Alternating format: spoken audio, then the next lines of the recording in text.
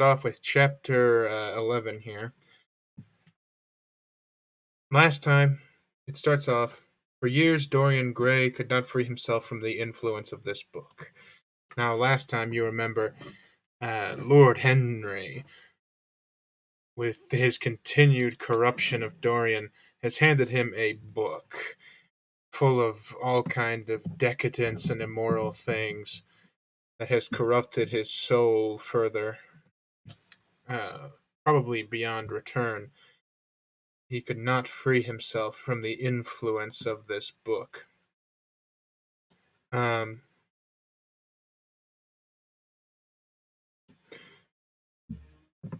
that book, according to this Wikipedia, apparently, is the Yellow Book, which is actually a periodical of short stories and poems, essays, it says right here, portraits, reproductions of paintings. Now it says down here in Wilde's The Picture of Dorian Gray, 1981. I've lost my page. Okay. In Wilde's The Picture of Dorian Gray, 1981, a major corrupting influence is the Yellow Book, which Lord Henry sends over to amuse him after the suicide of his first love. In The Picture of Dorian Gray, the Yellow Book is understood by critics to be Abrebois, a Joris-Karl Huysmans, uh, a representative work of Parisian decadence that heavily influenced British aesthetics like Birdsley aesthetites. Such books in Paris were wrapped in yellow paper to alert the reader of their lascivious content. It is not clear, however, whether Dorian Gray is the direct source for the review's title. Now, I doesn't have a source for this, so I wonder where this information comes from. Down here in 2, James Lewis May, 1936. Unfortunately, not public domain. Um, but maybe I can get away with just a little glance through here of John Lane and the 90s.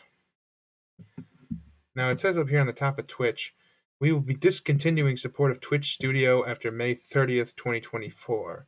We've prepared a guide with tips on how to find and switch over to a broadcasting software that works for you. Learn more. I don't want to switch over to a broadcasting software. I just want to keep using this one. Oh well, I suppose it's good to learn something new. Um, John Lane and the 90s. I don't suppose that this is going to be an easy skim through. I might save this one for another day. Birth and Parentage. I don't even know what this is. Is this a fictional book? Uh, John Lane in the 90s. I assume it's not, since it's a source on Wikipedia.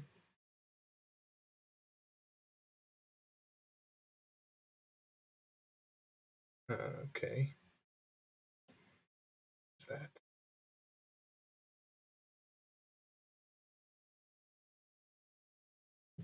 History? Um, Birth of the Yellow Book. Here we go. 71. Never used this.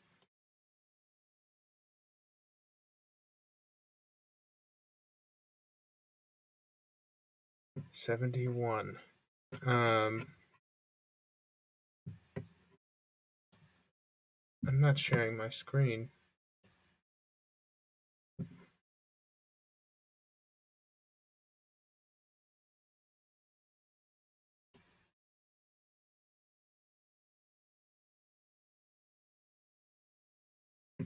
Hmm. I don't know why I'm not talking. You should always be talking on stream.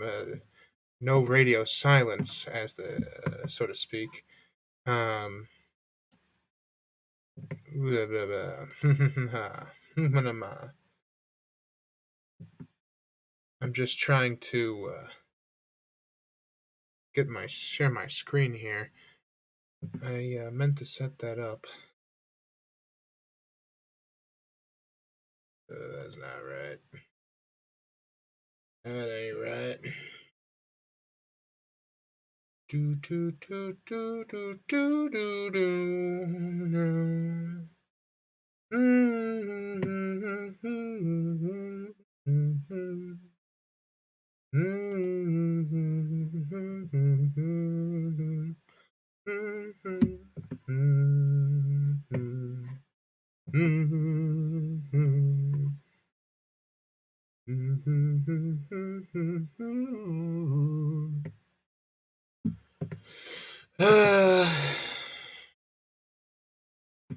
That was not a sigh, more of a scream, muffled by despair. Share my entire screen. Oh no! We're falling into the void. Okay, okay. Ah, the void! Oh, I really gotta watch out for the void there. Um. Ah,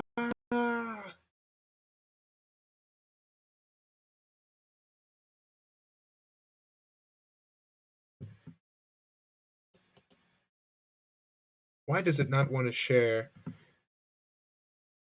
Firefox? Have I disallowed that on Firefox?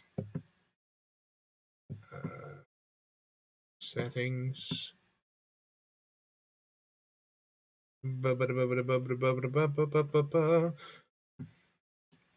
Hmm. Entire screen. Hello, one person. Welcome to the madness. Um, this is too much.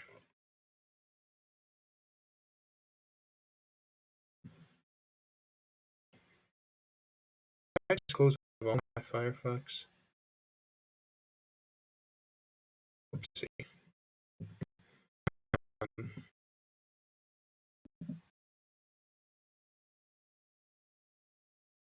I was talking about Dorian Gray.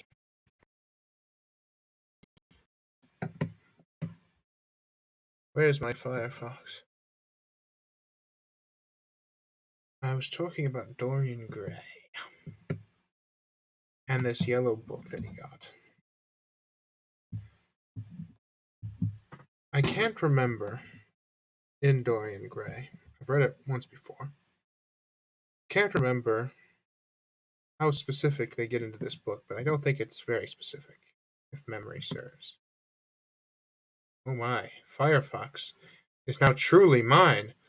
My Firefox has been updated and it says a browser that's truly yours. It's even more fun. Wow.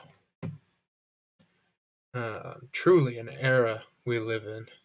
What an age. Oh my. Look at these thought provoking stories. Am I sharing my whole screen? Can I be? I am. Ah, don't look into the void. Just look at me. The allure of the void. Don't give in.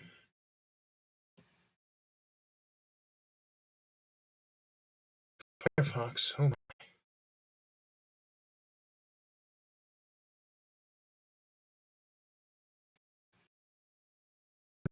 But it's not responding.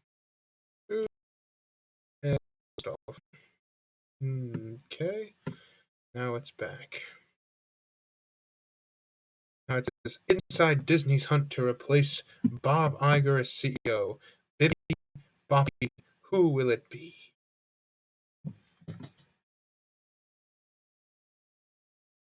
Um, will it show? Doesn't look like it's gonna want to show Firefox. What is Xbox Game Bar Widgets? What is this? Madness.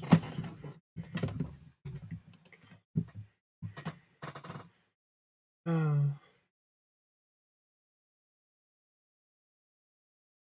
sigh.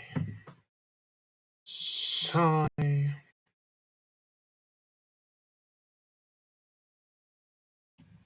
Sorry for sighing. Uh, sorry for saying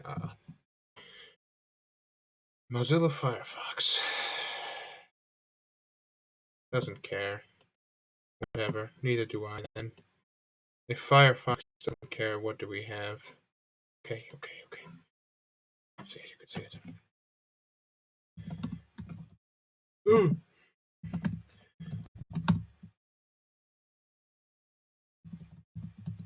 The yellow book. Where's the Wikipedia?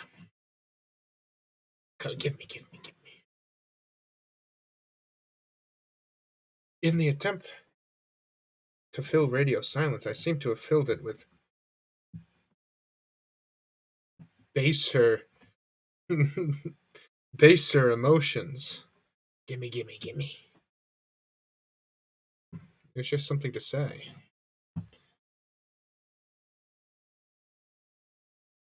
Well, I suppose radio silence isn't the worst thing in the world now, is it? A little bit of silence every now and again. Let yourself think. Ah, reboire.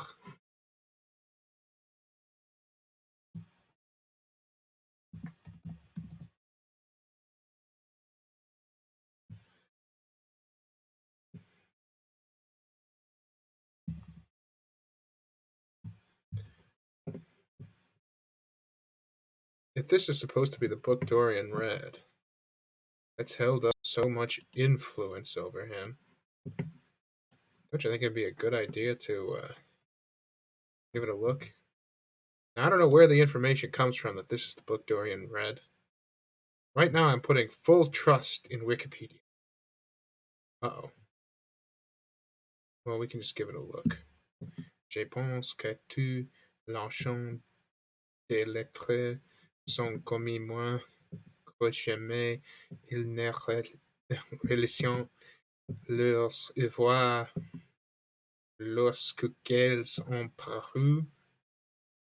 Okay. I unfortunately do not speak French. Oh, you see this? What? How are you just seeing the? You're not seeing it? You see him. You see him. I gotta watch my own screen. I gotta see what's happening.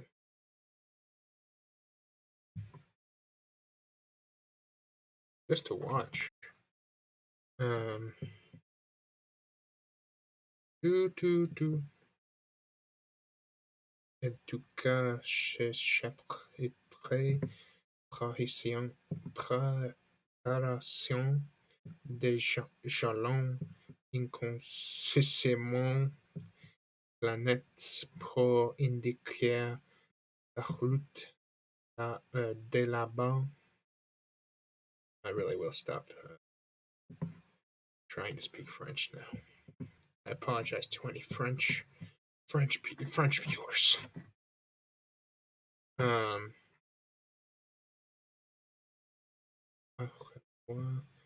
Apparu en été. What's that?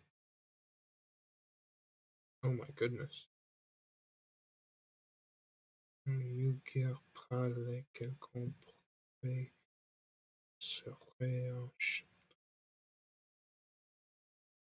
la floraison des qui avait été entendue chantise. I didn't understand a word of that.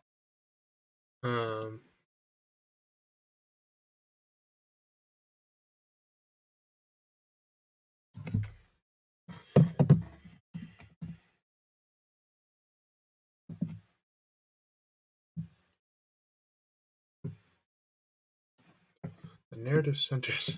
Let's look at Wikipedia. Is there a translation?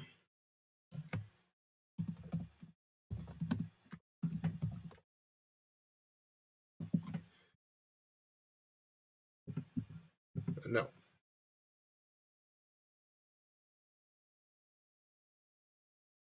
What's his name?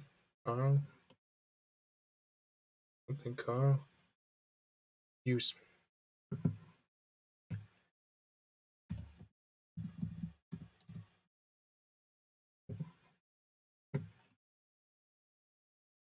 Okay.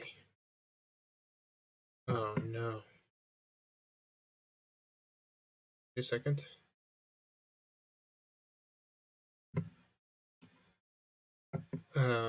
I'm not describing what I'm doing. This isn't good. This isn't entertaining. Doesn't seem to be a. Well, let's keep looking. Against the Grain or Against Nature, 1884 novel. Joris-Karl Huysmans. The narrative centers on a single character, Jean de Esthétique, an eccentric, reclusive, ailing aesthete, the last scion of an aristocratic family, builds 19th century bourgeois society and tries to retreat into an ideal artistic world of his own creation. Ah, sounds familiar. The narrative is almost entirely a catalogue of the neurotic de aesthetes, aesthetic tastes, musing on literature, painting, and religion, hyper-aesthetic sensory experience. It sounds actually pretty good. Um, Many themes that became associated with symbolist aesthetic, being so it broke from naturalism, it became the ultimate example of decadent literature. Let's see. This has the source.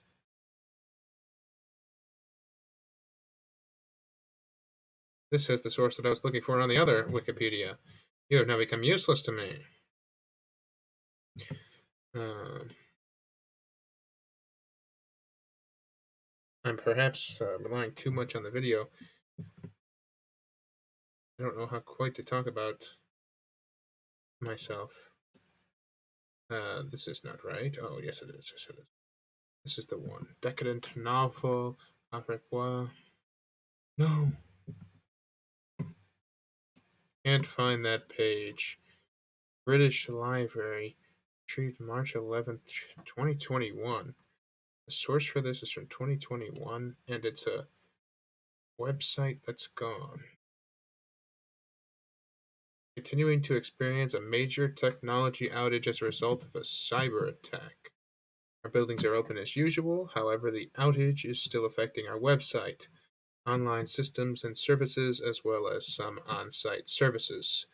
This is a temporary website with limited content, which outlines the services that are currently available, as well as what's on at the library. So says the British Library. Cyber attack. Let's see. 2023 British Library cyber attack. Um, the Wikipedia. This is just a Wikipedia reading stream. Mr. Beast is here? What are you doing here, Mr. Beast? Surely you have better things to do. Um. Ah! The Void. Sorry, that was very frightening. British Library cyber attack from Wikipedia, the free encyclopedia. In October 2023,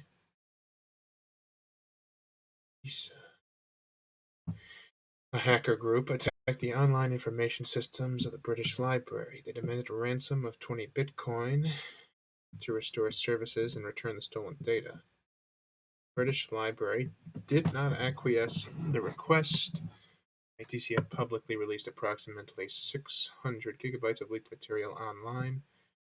It has been described as one of the worst cyber incidents in British history.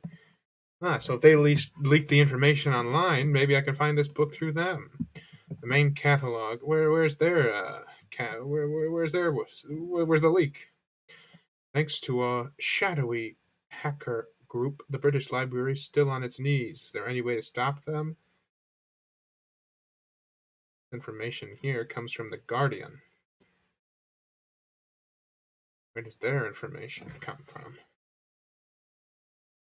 Thanks to a shadowy hacker group, the British Library is still on its knees. Is there any way to stop them? Going to sleep now. Gotta work tomorrow. I'll watch on YouTube, says Mr. Beast. Mr. Beast watches my YouTube. It's not quite accurate to say that the cyber attack against the British Library took place on the 28th of October 2023. Most probably. Okay, I gotta learn how to pronounce this. Rysida? Rysida?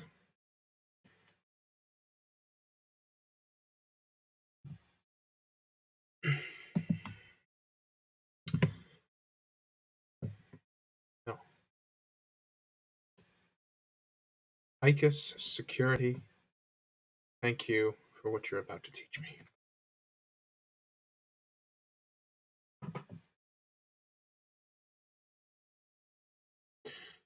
We must be patient.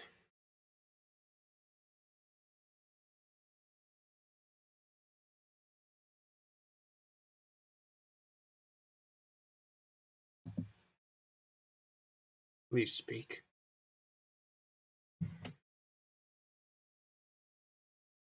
Control validation platform. Validate your security against real-world ransomware attacks and assess their effectiveness. As an example, I will show you how to simulate Rysida ransomware attacks. Rysida is a financially motivated ransomware group that targets Middle Eastern and Latin America. Recent Rysida attacks caused major disruption in government organizations. While Rysida attacks pose a great threat to businesses, assess your security posture against Rysida risk-free with ICUS. Rysida. I don't necessarily support whatever he was talking about, but Rysida. Most probably Rysida, the hacker gang that orchestrated the attack, is thought to be Russian. It had already been creeping undetected through the digital territory of the British Library for months. Enrico Maraconti, a lecturer in security and crime science at UCL, told me. Okay. Once it broke through the library virtual.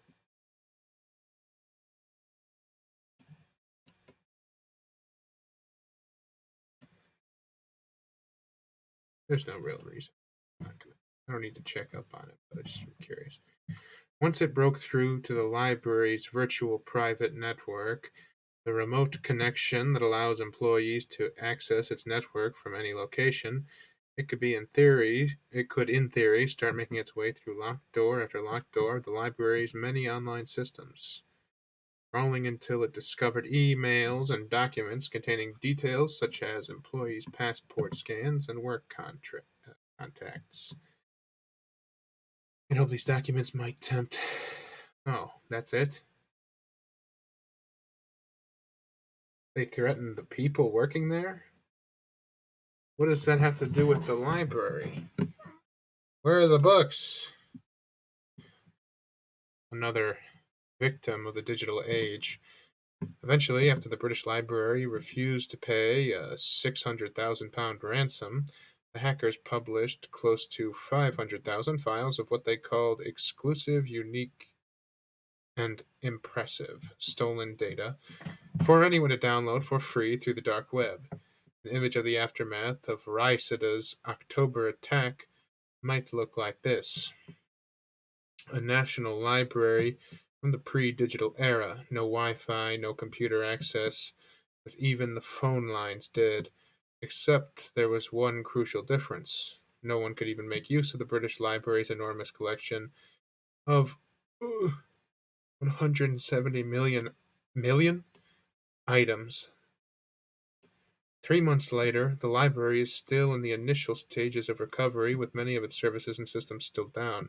Rice's attack, according to Syrian Martin, the previous CEO of the National Cybersecurity Center, is one of the worst cyber incidents in British history. So that's okay.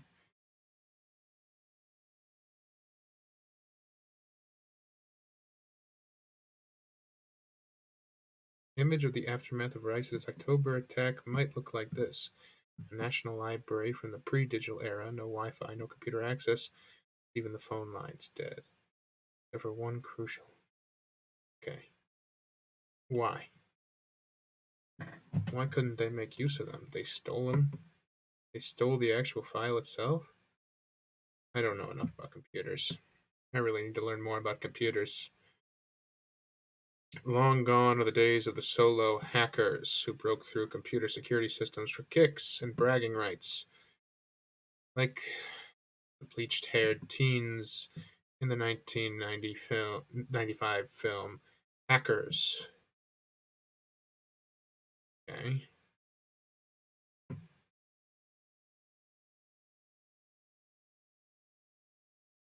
Seems to be talking about the actual organization here. British Library attack was probably a showcase operation. High-profile attacks work like an advertisement for potential clients.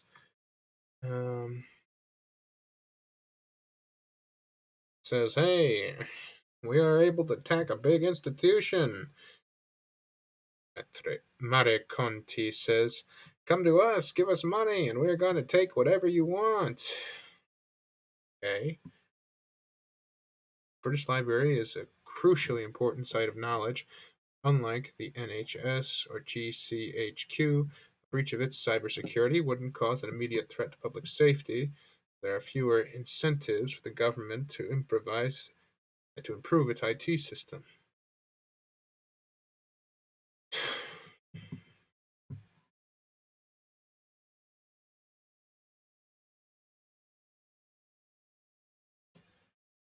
Maybe I can use the library.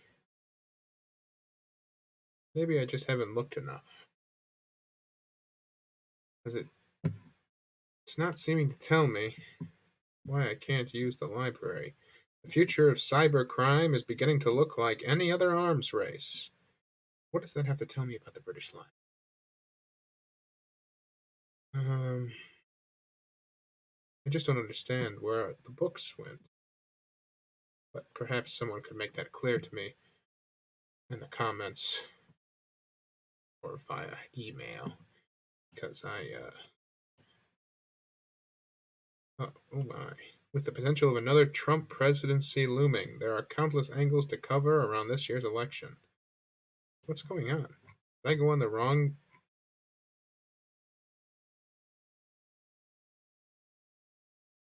Oh, this is an ad. Because it ended. Back up here. Lamorna Ash is the author of Dark, Salt, Clear Life in a Cornish Fishing Town. Oh, no. Dark, Salt, Clear Life in a Cornish Fishing Town. I can read. Come on. I have yet to beat the illiteracy allegations. Haha, hilarious.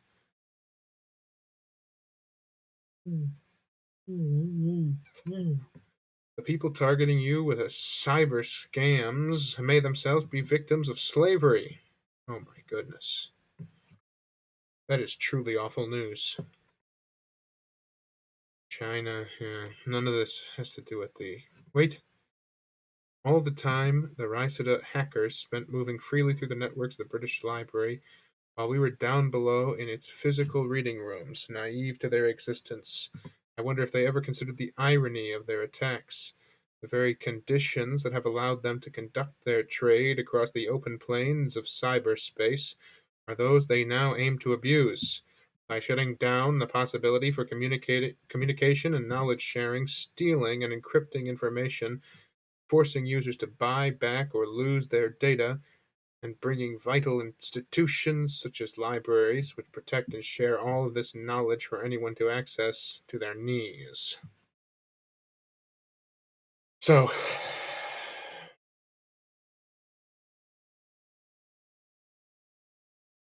they,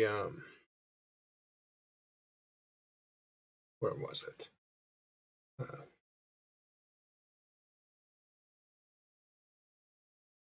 Where was it? The very conditions that have allowed them to conduct their they now aim to abuse by shutting down the possibility of stealing and encrypting information. That is what I need to know. Because if they encrypted the books, I guess that would explain where they went. That's pretty mean. That's what they did. That's almost like a a digital book burning.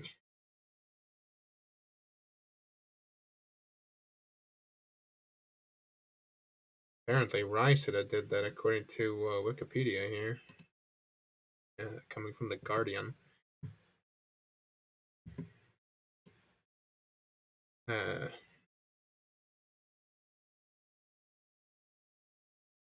Personal data stolen, yeah, but yeah, personal data.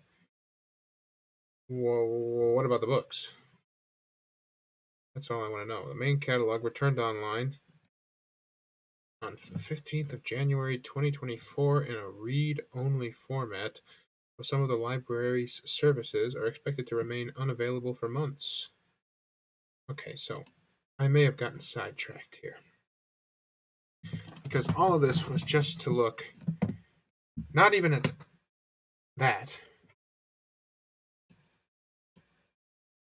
but this decadent novel, A Rebois, or Against Nature. British Library. Is retrieved March 11th, 2021. But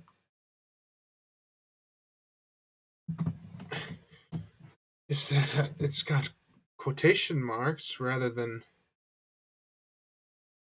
just being a it's not a book that it's written as. So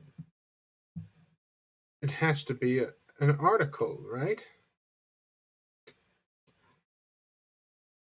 Maybe let's check Google Scholar for it. Google Scholar.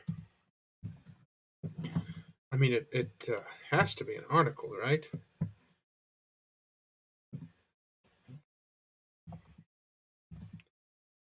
Decadent novel. I don't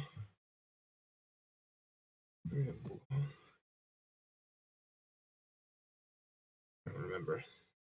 Decadent novel or Against Nature.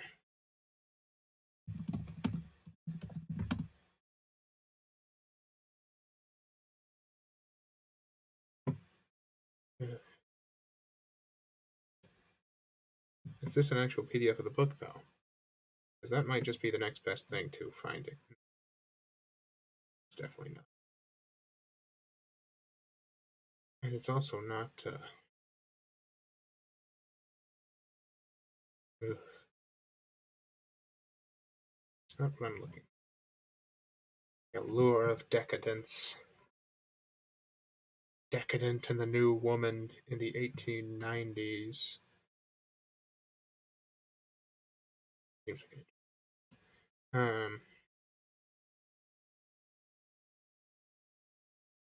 Security and crime section. Ah, let's look at his X account. Because why not? I'm jumping around a lot, but this is the guy who gave the interview for The Guardian. What was his name? Enrico Marteconti. Mareconti? Oh, well, it's him. I don't want to necessarily sign in and give away accidentally. Oh, I know what I can do.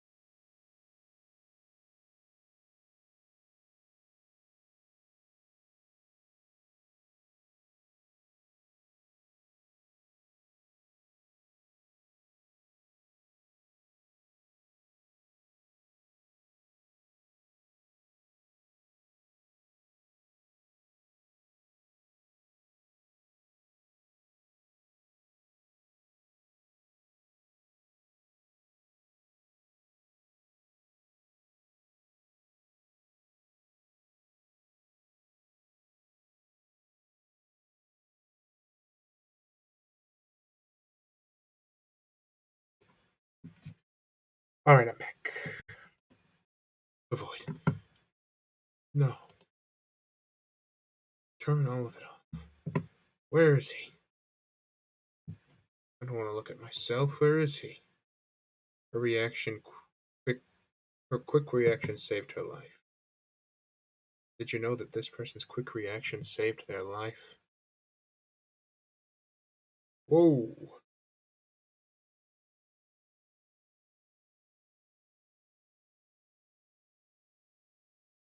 Well, I want to see that again. What'd she do? Turn the wheel.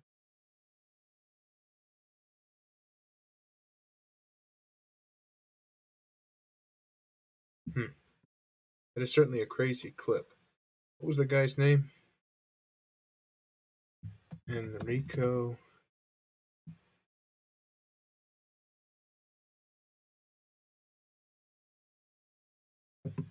Enrico. Where are you, Enrico?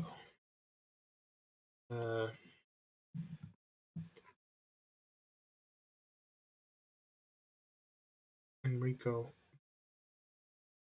Areconti.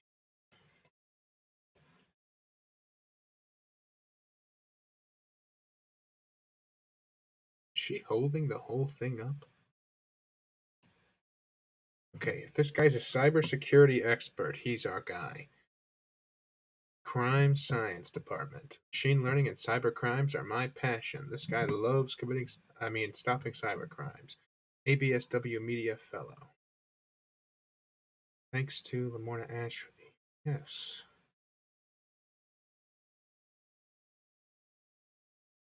I'm sure this guy does a lot of good. What am I here to do? Read his tweets.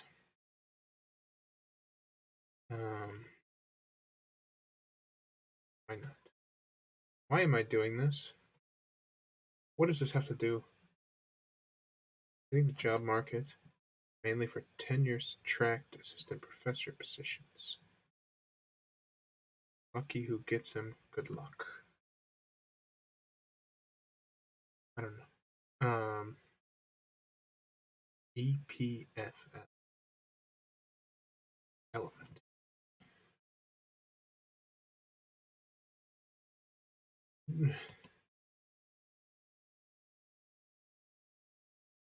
Is there an English translation?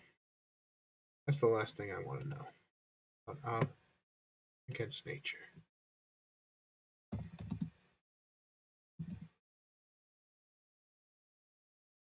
There's a PDF in English. Against the grain. Here we are.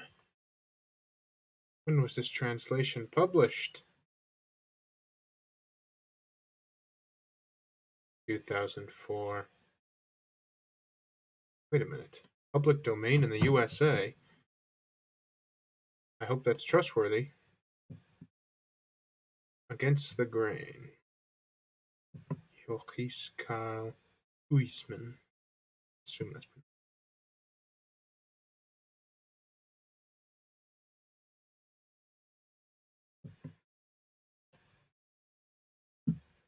If this is what Dorian reads, this is what I will read.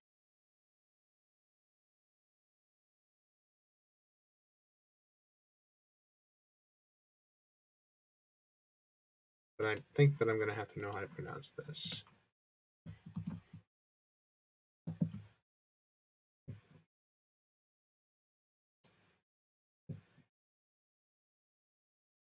Ustedes estén.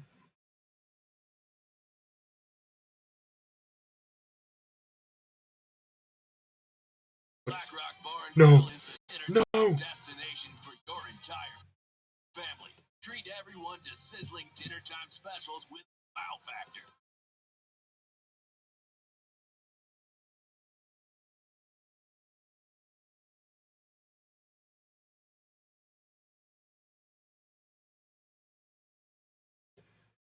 An ad. Can't stand ads. Sont. Elles sont. Elles sont. This. Elles sont.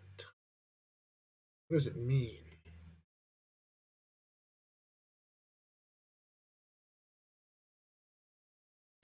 Descente.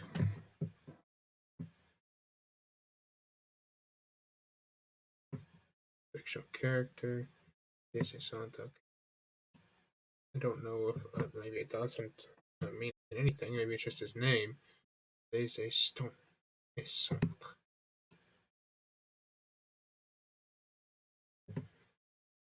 Oh, it's just his name. Slain.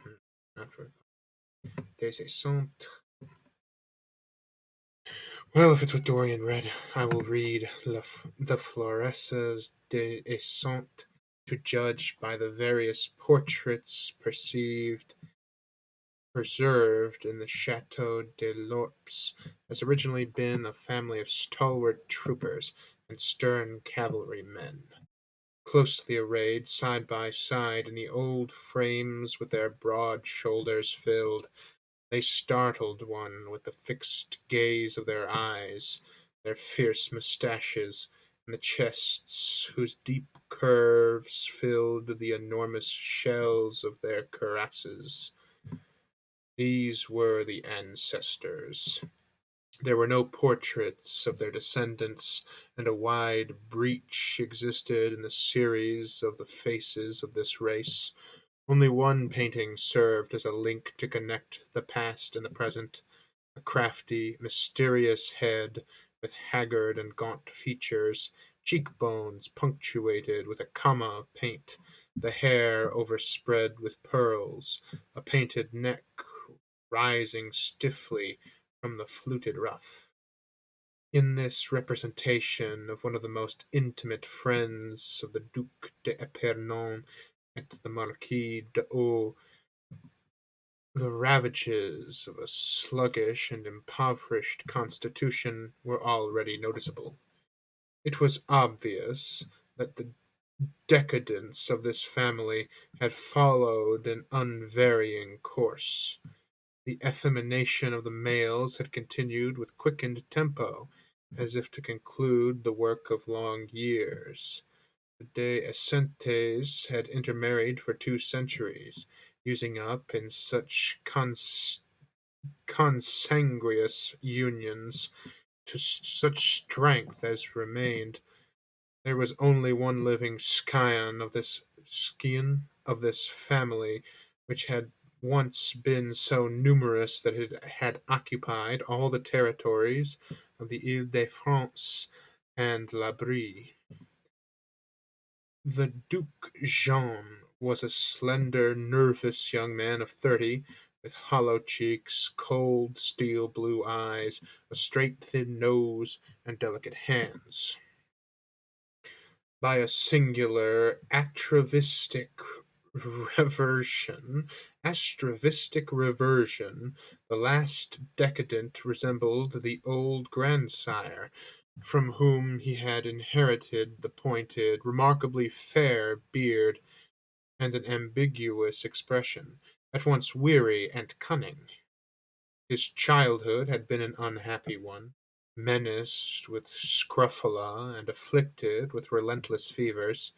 He yet succeeded in crossing the breakers of adolescence, thanks to fresh air and careful attention. He grew stronger, overcame the languors of chlorosis, and reached his full development. His mother, a tall, pale, taciturn woman, died of anemia, and his father of some uncertain malady. The Essente was then 17 years of age.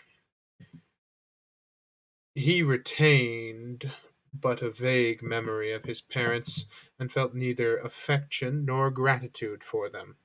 He hardly knew his father, who usually resided in Paris. He recalled his mother as she lay motionless in a dim room of the Chateau de Lorp. The husband and wife would meet on rare occasions, and he remembered those lifeless interviews when his parents sat face to face in front of a round table faintly lit by a lamp with a wide, low hanging shade, where the Duchess could not endure light or sound without being seized with a fit of nervousness. A few halting words would be exchanged between them in the gloom, and then the indifferent Duke would depart to meet the first train back to Paris. Jean's life at the Jesuit school, where he was sent to study, was more pleasant. At first the fathers pampered the lad, whose intelligence astonished them, but despite their efforts, they could not induce him to concentrate on studies requiring discipline. He nibbled at various books, and was precociously brilliant in Latin. On the contrary, he was absolutely incapable of construing two Greek words, showing no aptitude for living languages, and promptly proved himself a dunce when obliged to master the elements of the sciences. His family gave him little heed. Sometimes his father visited him at school. "How are you? Be good, study hard," and he was gone. The lad passed the summer vacations at the Chateau de l'Orpe, but his presence could not seduce his mother from her reveries. She scarcely noticed him. When she did, her gaze would rest on him for a moment with a sad smile, and that was all. The moment after, she would again become absorbed in the artificial night with which the heavily curtained windows enshrouded the room. The servants were old and dull. Left to himself, the boy delved into books on rainy days, and roamed about the countryside on pleasant afternoons. It was his supreme delight to wander down the little valley to Junganty, a village planted at the foot of the hills, a tiny heap of cottages caped with thatch strewn with tufts of sengreen and clumps of moss.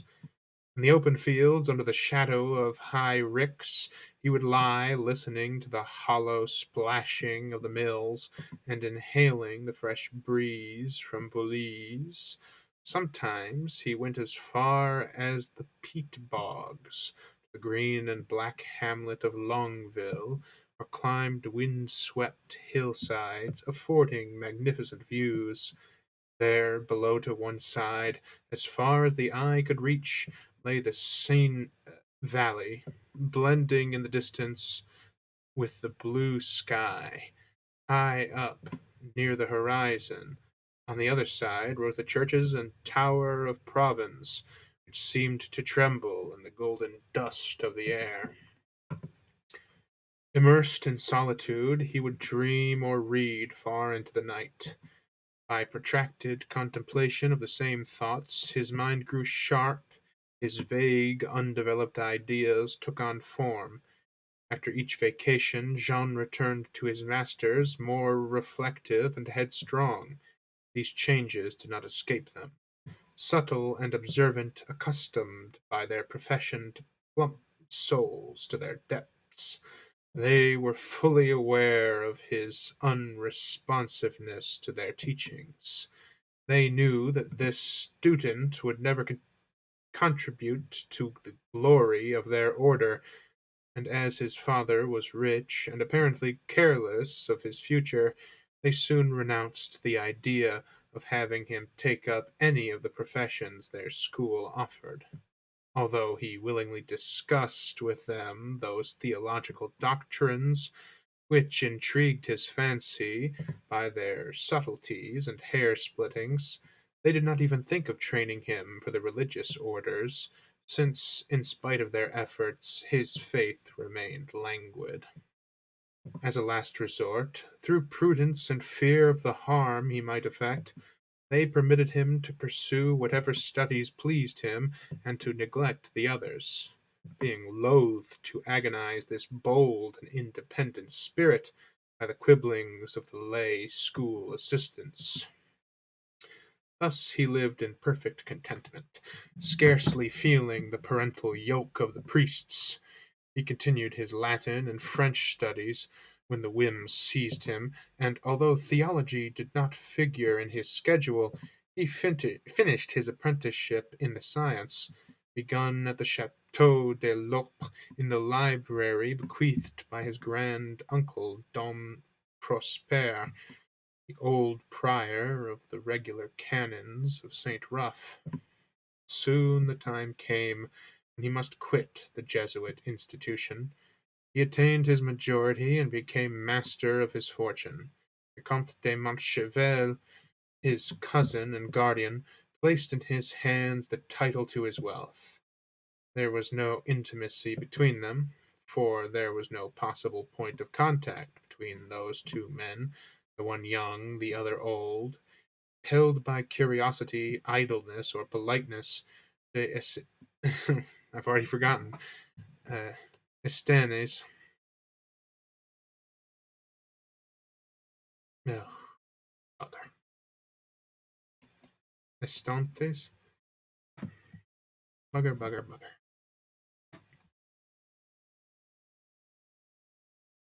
Um, there was a website that would load much faster. Probably not have an ad.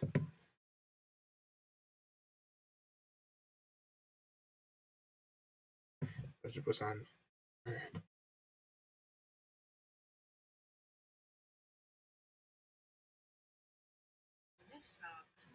Descente, of course. I don't know why I was going almost Spanish with this. Descente. Sometime visited the Montchevrel family and spent some dull evenings in the Rue de la Chaise mansion, where the ladies, old as antiquity itself, would gossip of quarterings of the noble arms, heraldic moons, and anachronistic ceremonies. The men, gathered around whist tables, proved even more shallow and insignificant than their dowagers. These descendants of ancient, courageous knights, these last branches of feudal races, appeared to descent. Did I just forget it immediately?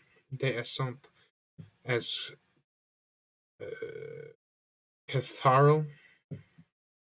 Okay, just because that word looks so interesting, I wasn't going to do too much research into this one as I'm reading it because it's just to see how Dorian probably felt upon first reading it. Um, but this word looks so interesting. One chronically affecting the human inflammatory. Oh.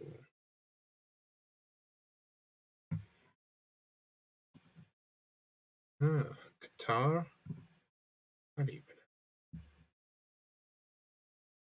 From Wikipedia.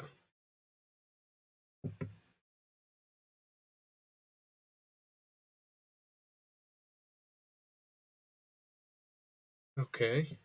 Mid importance. What's the word? How do you make it talk?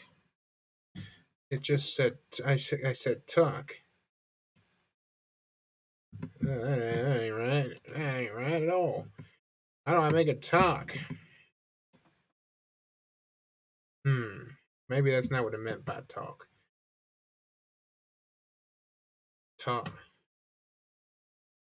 Tar?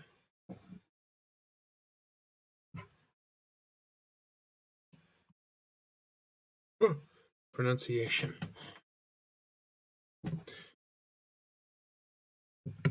Tar?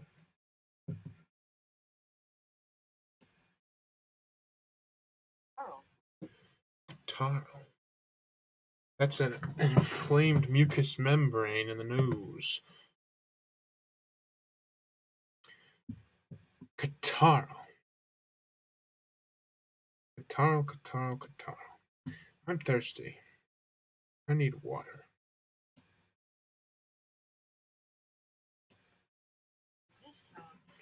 Descente. Descente, descente, descente. Excuse me while I go get some water.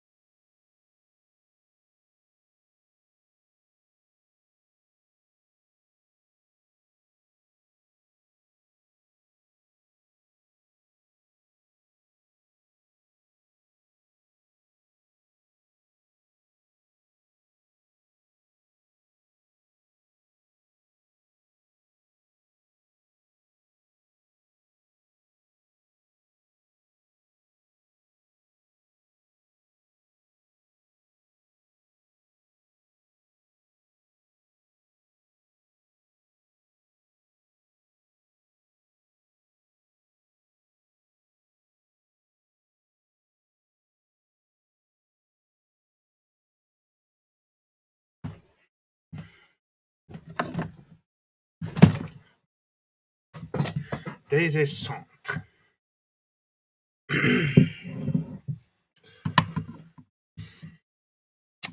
These last branches of feudal races appeared to Des Essentes as catarrhal, crazy old men, repeating inanities and time-worn phrases. Fleur de lis seemed the sole imprint of the soft pulp of their brains.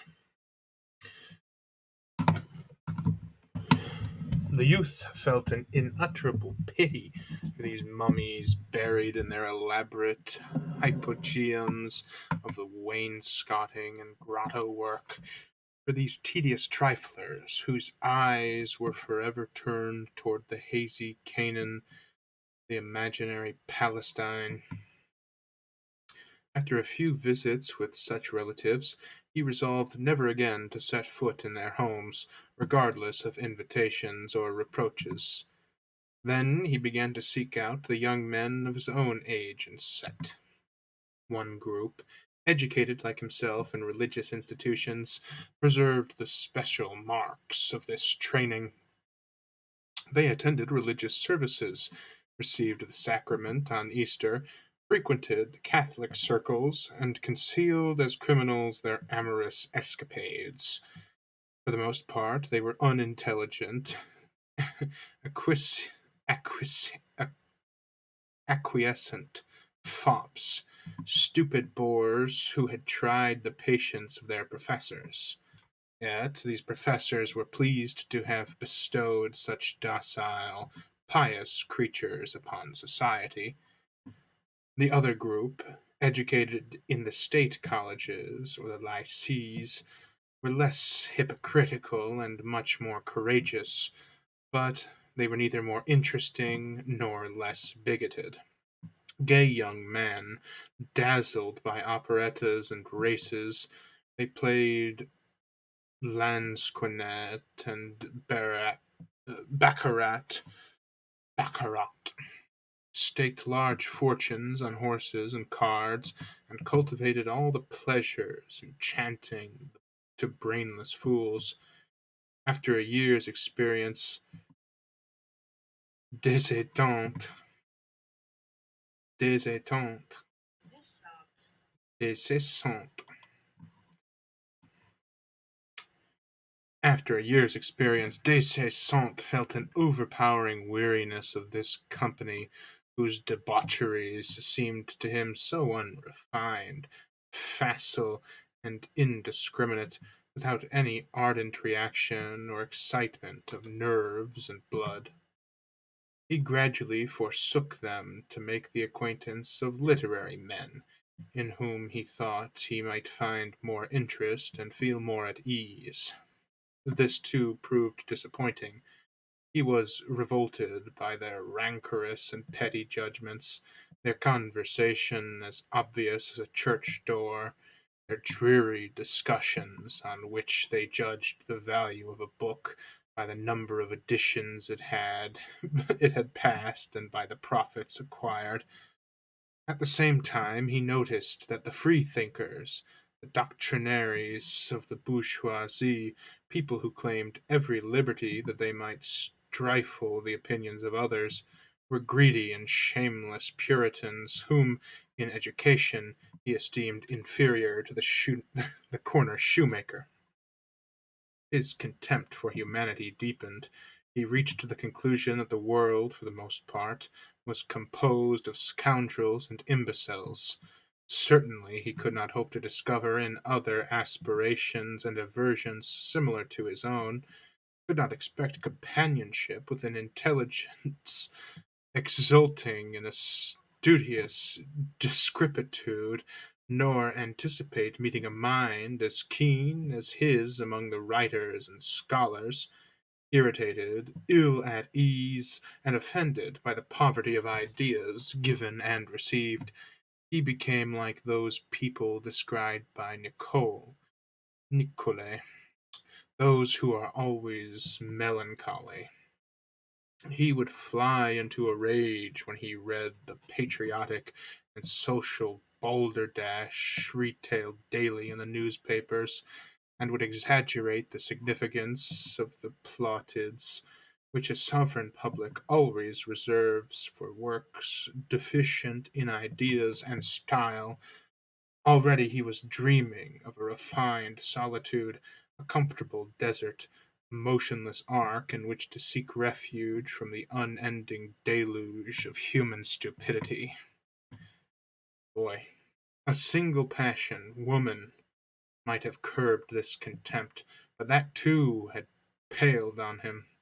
He had taken to carnal repasts with the eagerness of a crotchety man affected with a depraved appetite, and given to sudden hungers, whose taste is quickly dulled and surfeited. I don't know. Associating with country squires, he had taken part in their lavish suppers, where at dessert tipsy women would unfasten their clothing and strike their heads against the tables. Oh my! He was haunted the he had haunted the green rooms, loved actresses and singers, endured, in addition to the natural stupidity he had come to expect of women, the maddening vanity of female strolling players. Finally satiated and weary of this monotonous extravagance at the sameness of their caresses, he had plunged into the foul depths, hoping by the contrast of squalid misery to revive his desires and stimulate his deadened senses. Whatever he attempted proved vain.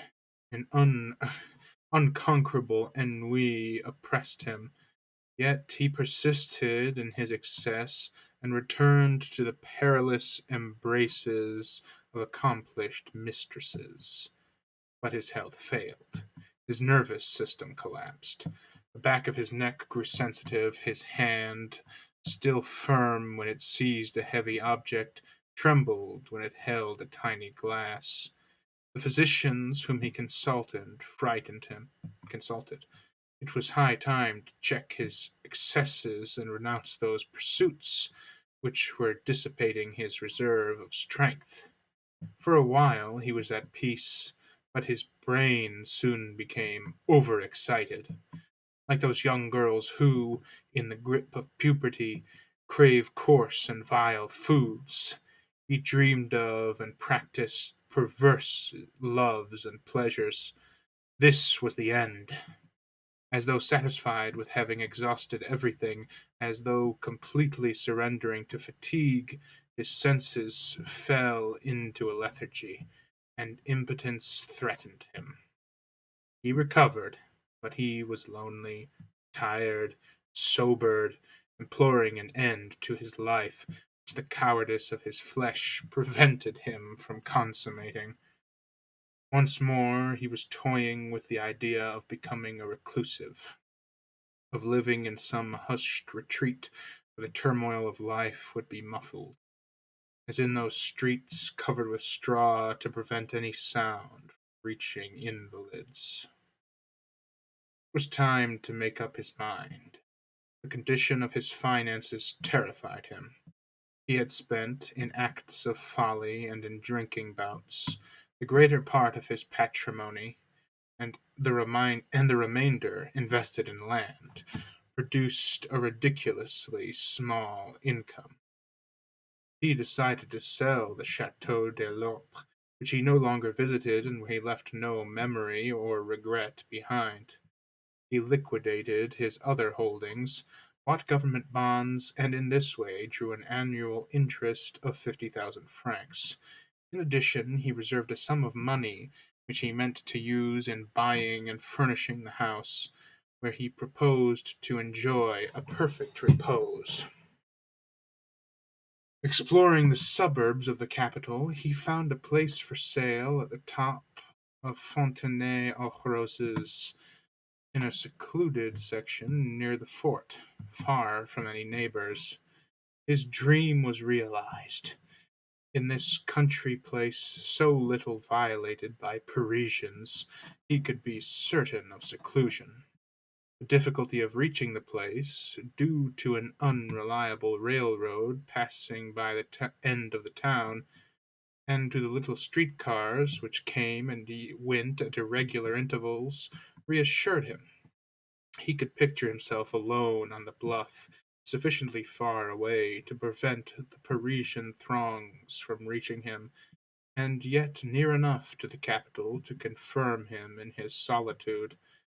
And he felt that in not entirely closing the way, there was a chance that he would not be assailed by a wish to return to society, seeing that it is only the impossible, unachievable, that arouses desire. He put masons to work on a house he had acquired. Then one day, informing no one of his plans, he quickly disposed of his old furniture, dismissed his servants, and left without giving the concierge any address.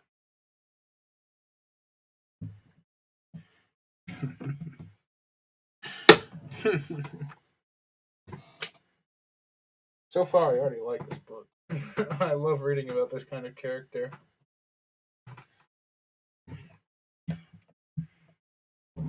Got some good old fashioned American sink water here.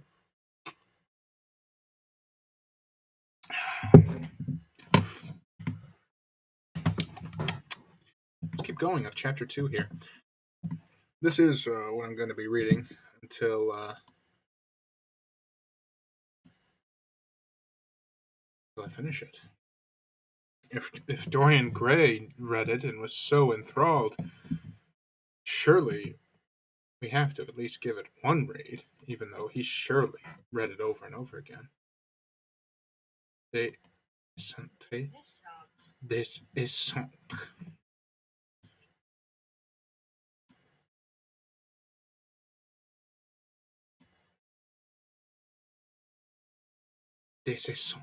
More than 2 months passed before Des Essentes could bury himself in the silent repose of his Fontenay abode.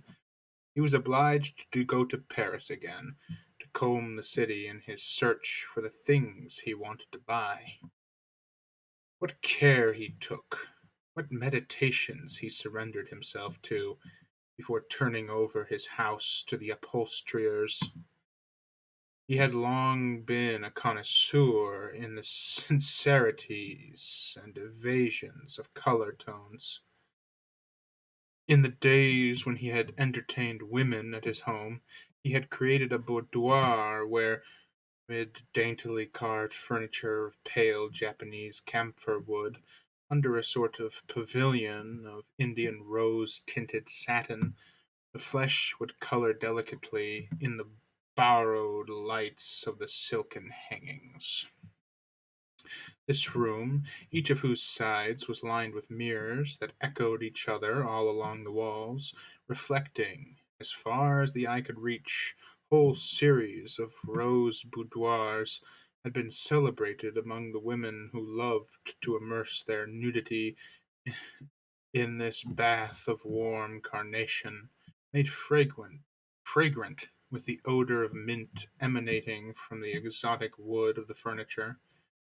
Aside from the sensual delights for which he had designed this chamber, this painted atmosphere, which gave new color to faces grown dull and withered by the use of ceruse, and by nights of dissipation, there were other, more personal and pervasive pleasures which he enjoyed in these languorous surroundings, languorous pleasures which in some way stimulated memories of his past pains and dead ennuis, as a souvenir of the hated days of his childhood. He had suspended from the ceiling a small silver wired cage, where a captive cricket sang as if in the ashes of the chimneys of the Chateau de l'Europe. Listening to the sound he had so often heard before, he lived over again the silent evenings spent near his mother, the wretchedness of his suffering, repressed youth.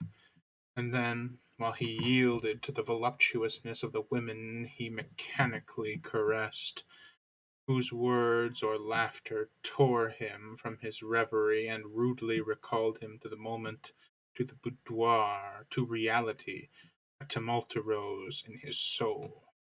a need of avenging the sad years he had endured, a mad wish to sully the recollections of his family by shameful action, a furious desire to pant on cushions of flesh, to drain to their last dregs the most violent of carnal vices.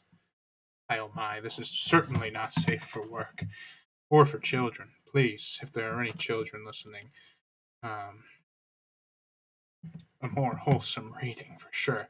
This is the work that corrupted Dorian Gray, if anyone is wondering why I'm reading this. Or skipping around or something.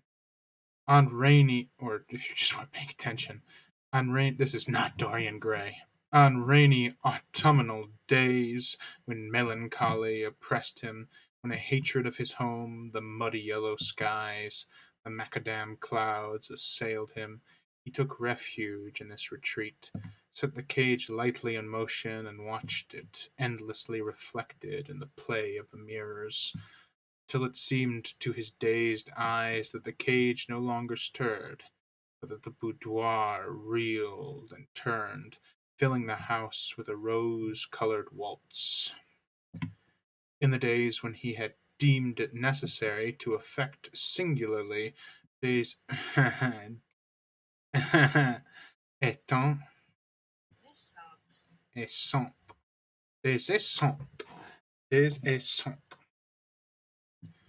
Des Esseintes had designed marvelously strange furnishings, dividing his salon into a series of alcoves hung with varied tapestries, to relate by a subtle analogy, by a vague harmony of joyous or sombre, delicate or barbaric colors, to the character of the Latin or French books he loved. He would seclude himself in turn in the particular recesses whose decor seemed best to correspond with the very essence of the work his caprice of the moment induced him to read. He had constructed, too, a lofty high room intended for the reception of his tradesmen.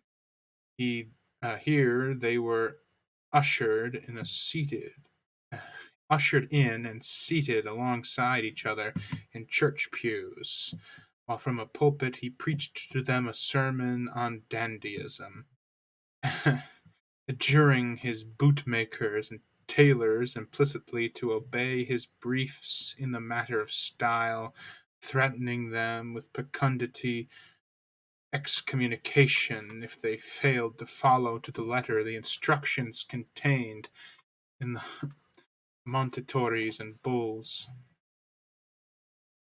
He acquired the reputation of an eccentric, which he enhanced by wearing costumes of white velvet and gold embroidered waistcoats, by inserting in place of a cravat, a Parma bouquet in the opening of his shirt, by giving famous dinners to men of letters, one of which, a revival of the 18th century, celebrating the most futile of his misadventures, was a funeral repast. In the dining room, hung in black and opening on the transformed garden with its ash-powdered walks, its little pool now bordered with basalt and filled with ink, its clumps of cypresses and pines, the dinner had been served on a table draped in black, adorned with baskets of violets and succubes, yeah, lit by a candelabra from which green flames blazed, and by chandeliers from which wax tapers flared. To the sound of funeral marches played by a concealed orchestra, nude negresses wearing slippers and stockings of silver cloth with patterns of tears served the guest. Maybe tears, maybe tears. Out of the black-edged plates they had drunk turtle soup and eaten Russian rye bread, ripe Turkish olives, caviar, smoked Frankfurt black pudding, game with sauces that were the color of licorice and blacking, truffle gravy, chocolate cream, puddings, nectarines, grape preserves, mulberries, and blackheart cherries. They had sipped out of dark glasses wines from Le Monde, Roussillon, Tindeau, Vin de Pinon and Porto, and after the coffee and walnut brandy had partaken of kvass and porter and stout, the farewell dinner was a temporarily dead virality. This was what he had written on invitation cards designed like bereavement notices. But he was done with those extravagances in which he had once gloried. Today he was filled with a contempt for those juvenile displays, the singular apparel, the appointments of his bizarre chambers. He contented himself with planning for his own pleasure, and no longer for the astonishment of others. An interior that should be comfortable, although embellished in a rare style, with building a curious, calm retreat to serve the needs of his future solitude.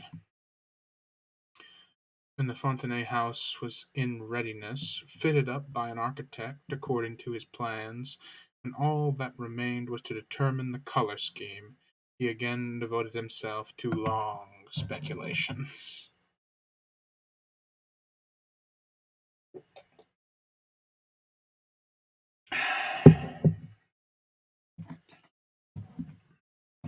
He desired colors whose expressiveness would be displayed in the artificial light of lamps.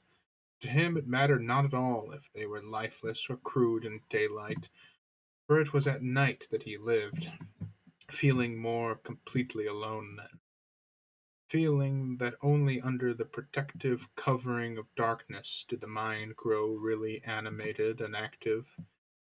He also experienced a peculiar pleasure being in a richly illuminated room, the only patch of light amid the shadow-haunted sleeping houses.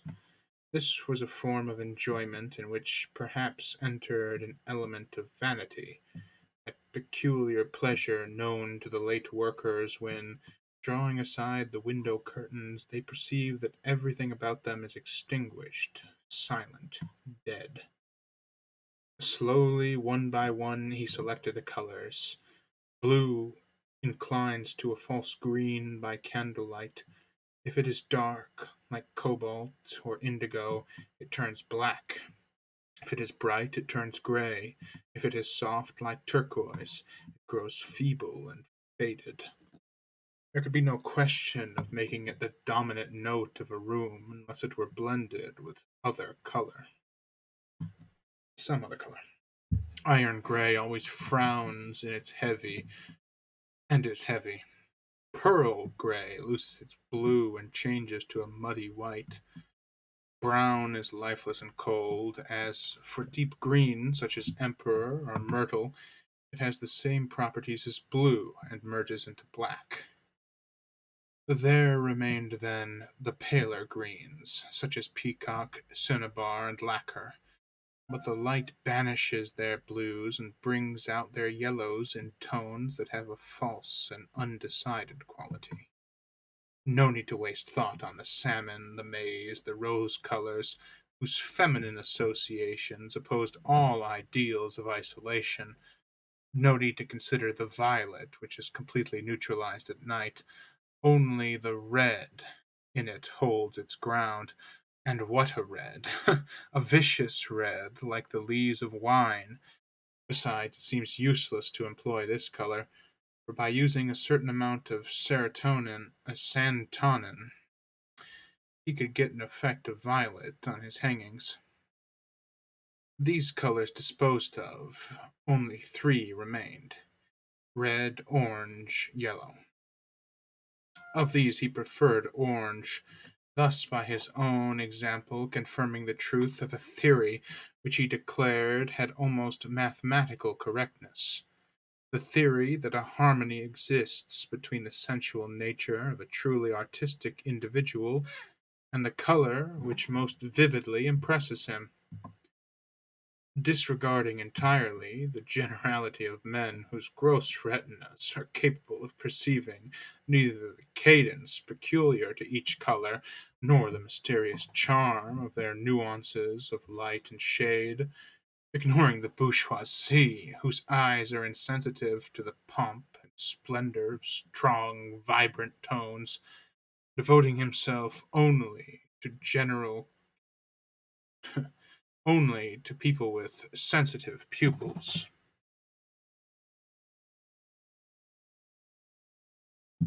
Did the stream freeze?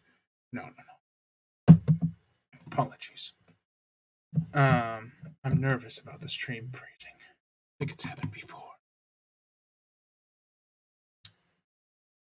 And devoting himself only to people with sensitive pupils, refined by literature and art. He was convinced that the eyes of those among them who dream of the ideal and demand illusions are generally caressed by blue and its derivatives, mauve, lilac, and pearl gray, provided always that these colors remain soft and do not overstep the bounds where they lose their personalities by being transformed into pure violets and frank grays. Those persons, on the contrary, who are energetic and incisive, plethoric, red-blooded, strong males, who fling themselves unthinkingly into the affair of the moment, generally delight in the bold gleams of yellows and reds, the clashing cymbals of vermilions and chromes that blind and intoxicate them. But the eyes of enfeebled and nervous persons, whose sensual appetites crave highly seasoned foods, the eyes of hectic and overexcited creatures, have a predilection towards that irritating and morbid color, with its fictitious splendors, its acid fevers, orange. Thus, there could be no question as to about Des Esseintes' choice, but unquestionable difficulties still arose. If red and yellow are heightened by light, the same does not always hold true of their compound, orange, which often seems to ignite and turns to Nasturism to a flaming red. He studied all their nuances by candlelight, discovering a shade which, it seemed to him, would not lose its dominant tone, but would stand every test required of it. These preliminaries completed, he sought to refrain from using, for his study at least, Oriental stuffs and rugs, which have become cheapened and ordinary, now that the rich merchants can easily pick them up at auctions and shops. He finally decided to bind his walls, like books, with coarse-grained morocco, Cape skin, polished by strong steel plates under a powerful press. When the wainscoting was finished, remember wainscoting? Remember wainscoting from the earlier chapters there? Well, the last couple episodes ago, couple videos ago, streams, whatever you want to call it. Wainscoting, the trim that comes up from the floor. When the wainscoting was finished, he had the molding, the high plinths painted in indigo, a lacquered indigo, like that which coachmakers employ for carriage panels. The ceiling, slightly rounded, was also lined with morocco. In the center was a wide opening resembling an immense bull's eye, encased in orange skin.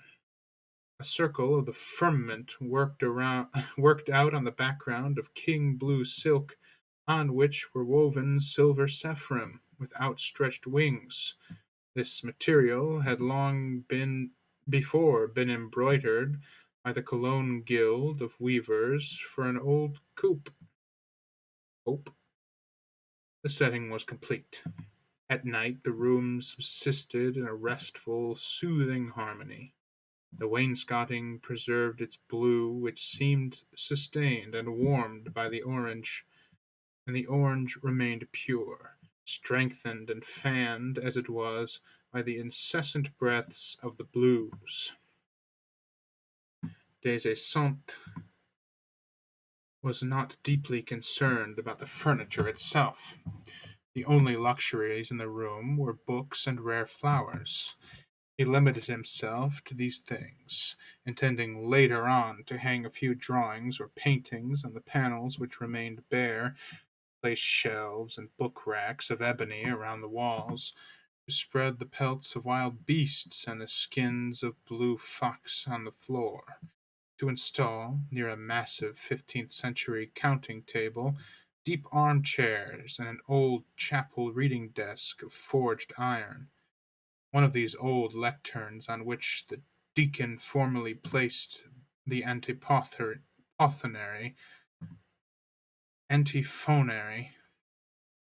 which now supported one of the heavy folios of Ducarge Glossorium Mediae et Infirmae Latanius.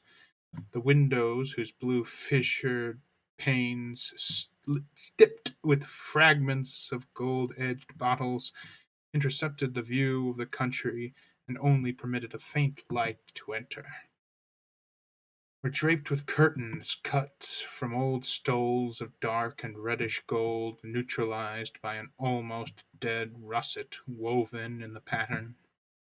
The mantel shelf was sumptuously draped with the remnant of the Florentine dalmatia, between two gilded copper monstrosities of Byzantine style, originally brought from the old Abbey du Bois de Bivière, stood a marvellous church canon, divided into three separate compartments, delicately wrought like lacework. It contained, under its glass frame, three works of Baudelaire copied on real vellum, with wonderful missal letters and splendid colouring. To the right and left, the sonnet bearing the titles of La Morte d'Amontr and La Amnie. In the centre, the prose poem called Anywhere Out of the World, N'importe où de monde. An eccentric, no doubt. 10:30. I think that's where I'll leave it. The void! The void! Hello, hello, hello. I fell in. I fell in. I'm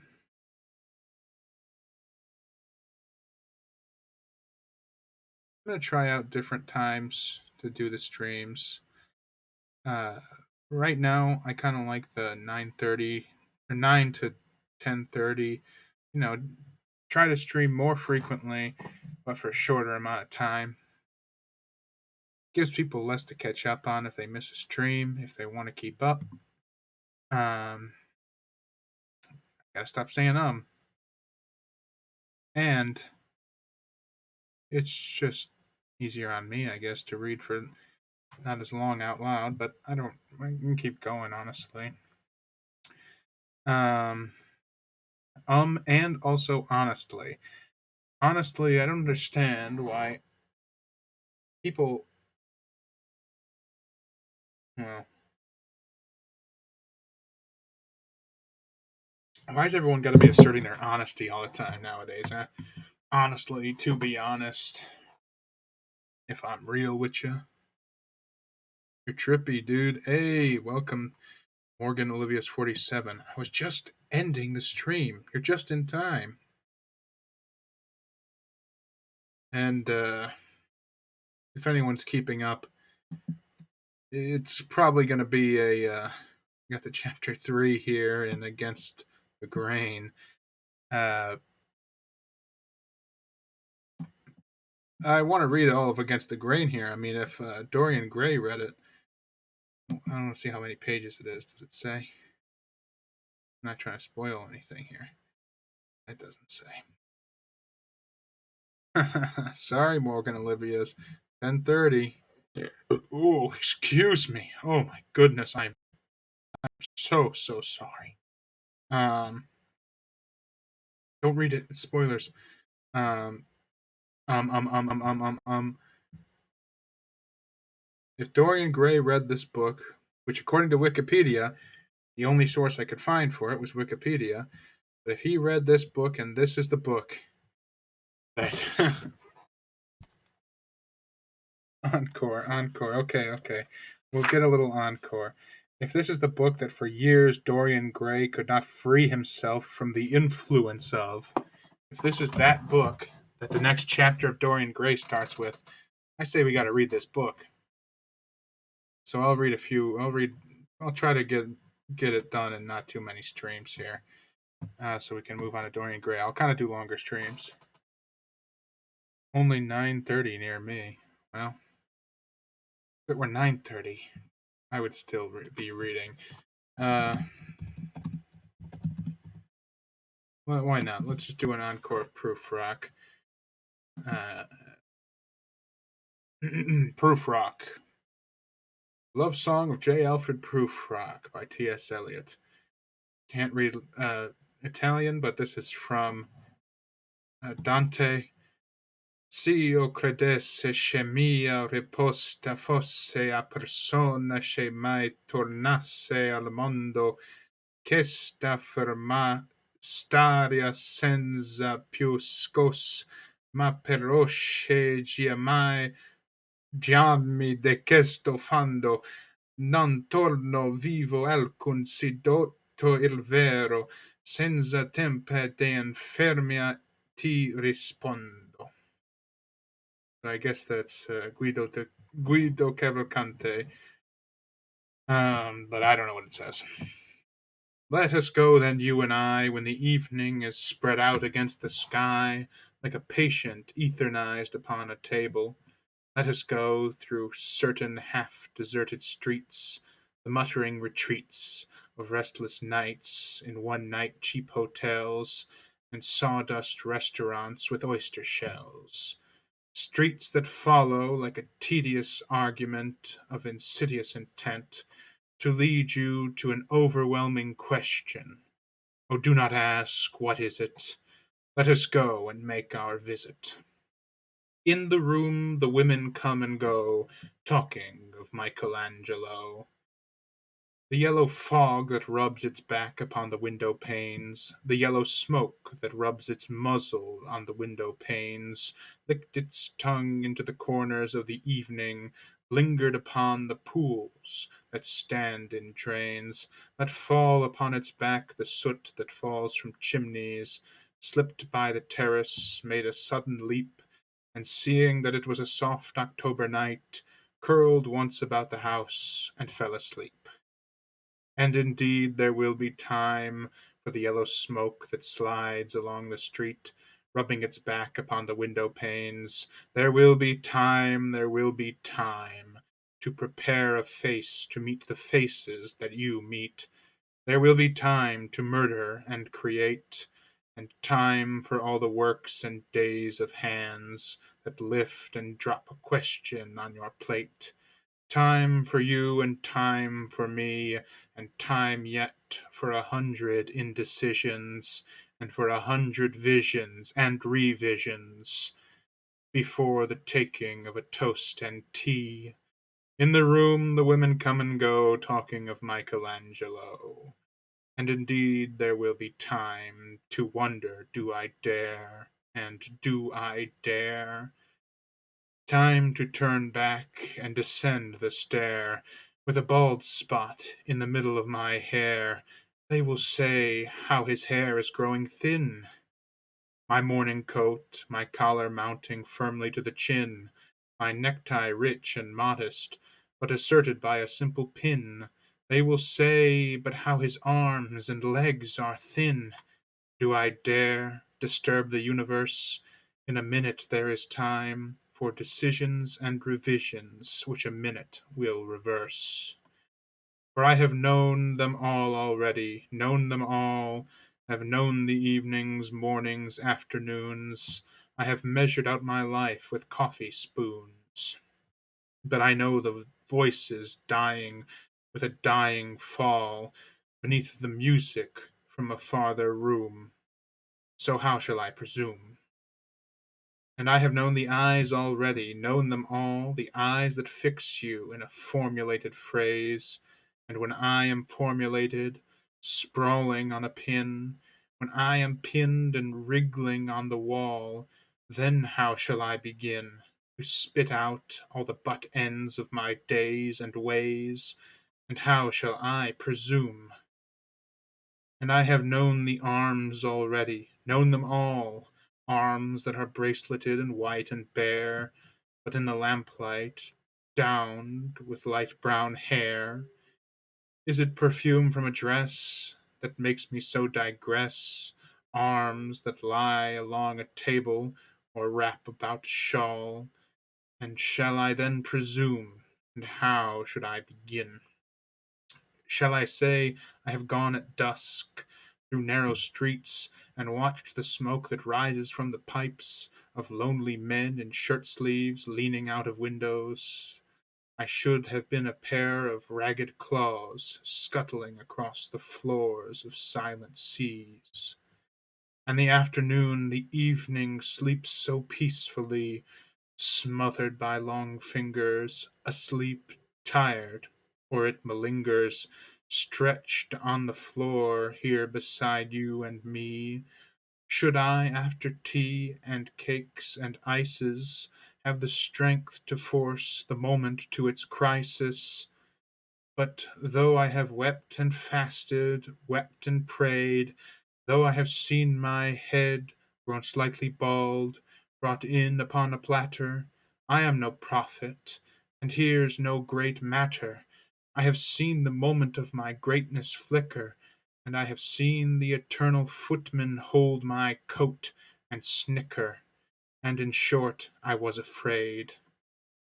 And would it have been worth it, after all, after the cups, the marmalade, the tea, among the porcelain, among some talk of you and me, would it have been worth while to have bitten off the matter with a smile, to have squeezed the universe into a ball, to roll it towards some overwhelming question, to say, I am Lazarus, come from the dead, come back to tell you all, I shall tell you all? If one, settling a pillow by her head, would say, that is not what I meant at all. That is not it at all.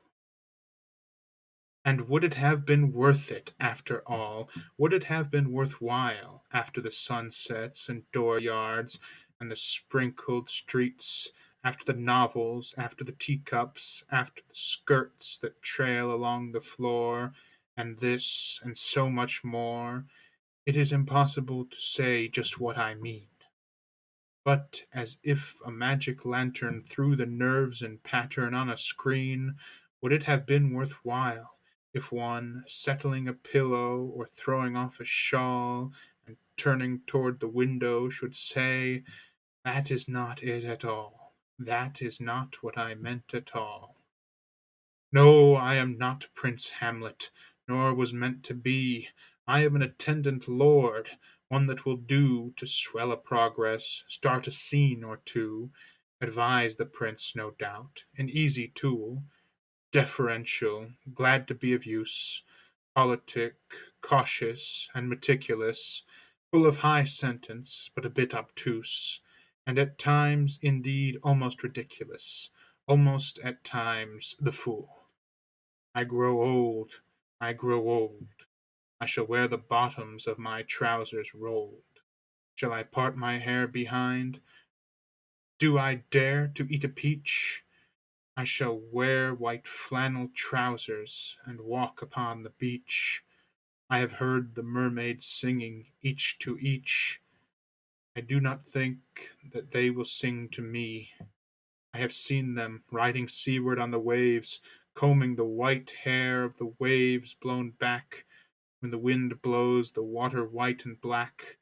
We have lingered in the chambers of the sea, by sea girls wreathed with seaweed red and brown, till human voices wake us, and we drown.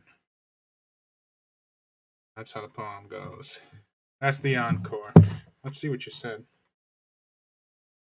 This reminds me of my hotel room. It's old timey and they have a physical key, and it's so cutesy. I want to have toast and tea. Thank you for fitting the scene. Is it worthwhile to sleep on a very comfy pillow if it's made with blood, fear, and pain? An interesting quarry. Is it worthwhile to sleep on a very comfy pillow if it's made with blood, fear, and pain? I think that should be that's the comment question of the day. If you made it this far, you get the reward of knowing to try to answer that question. Is it worth it to sleep on a very comfy pillow if it's made with blood, fear, and pain? Um,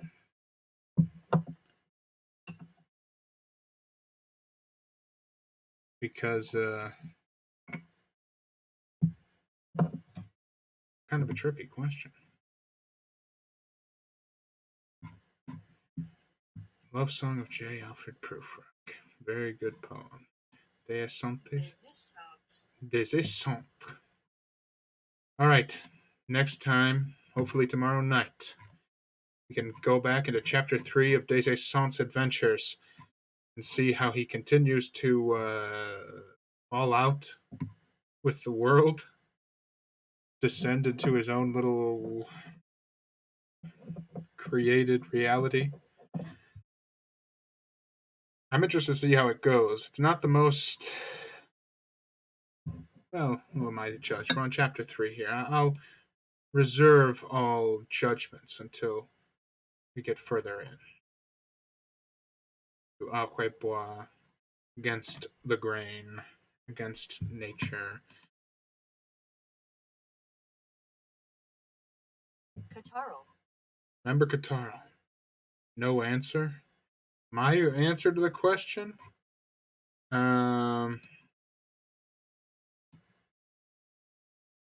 Personally? I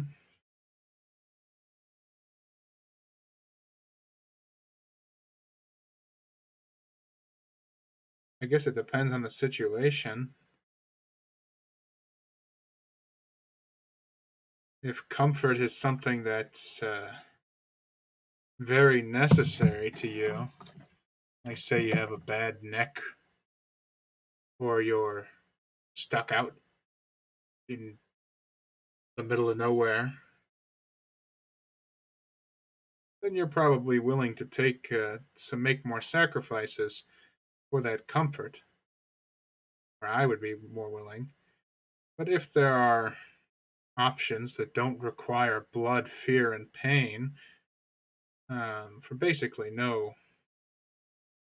exchange in comfort for me, I guess if it's a very comfy pillow, very comfy is tempting. Very comfy is extremely tempting because how often do you get a very comfy pillow? Some pillows are comfy, some are not, but it's a very rare thing to have a very comfy pillow. Very true.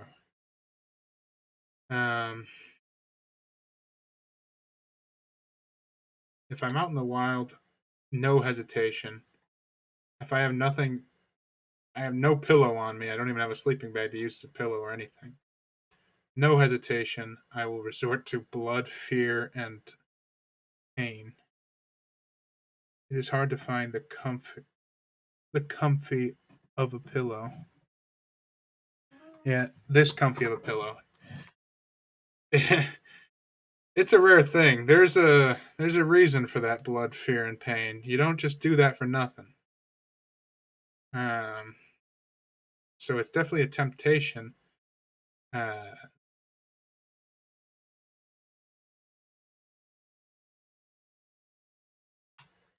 One that I'm not sure I have the willpower to deny myself. I guess I have denied myself this far. But if I was on vacation, I don't know. I don't have much of an answer. Unfortunately, because one part of me would say, no, shouldn't, why not? I guess it also depends on how the pillow was made. I guess if the hypothetical is that it requires blood, fear, and pain. So if it requires blood, fear, and pain.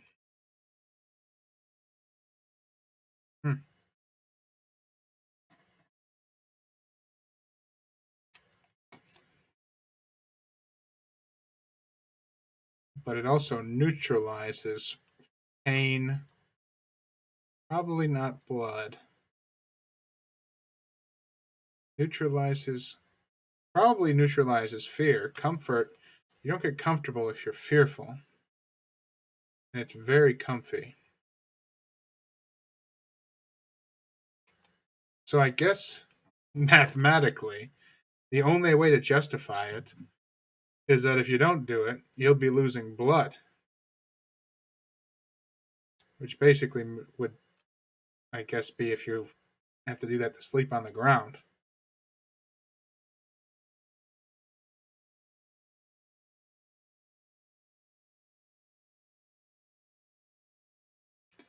So I guess the only way to justify sleeping on a pillow that requires blood, fear, and pain would be to sleep on the ground using the pillow as penance.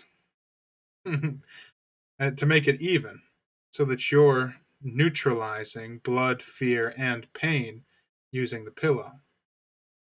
Preferably the hardest ground you can find, like tile. Uh, then it's even, and it can be guiltlessly slept on. And I think that's where I will leave the stream. Ah, the void! The void, the void, the void, the void, the void, the void. Sleeping on the ground now. It's the only moral choice, technically speaking. I'm not really sure if that's how logic works, but to me, that's a certain kind of logic. Let's say good night, one and all. Hopefully tomorrow night. Actually, I'm gonna say it. Tomorrow night, I'm gonna stream, and we're gonna read much more of Against the Grain here, which I realize is not the title of the stream, but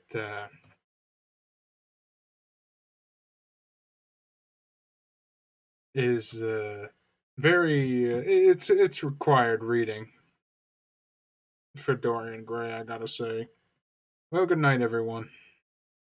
Good Nacht, says Morgan Olivia's 47. Good night, good night, good night, good night.